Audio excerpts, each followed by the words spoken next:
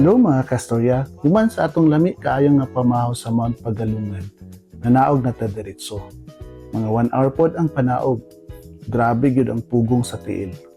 Si Manoy din ha, nanguro gyud lagi ang tuhod, di mailhan gyud ni sa atong edad ba. May gani kay naay omega spray nga nakatabang. Bahala lagi na ni mahong tigulang, importante makalahutay, mao lagi. Abot sa ubos, boom! Naa dito ng hulat ang bugnaw kaayo nga Kibalabag River. Mura lagi og ice water. Kunya, diretso nato gihumol ang atong tuhod nga nagkaswaso pa. Nabugnawan gyud. Mura lagi gi-reset ang lawas.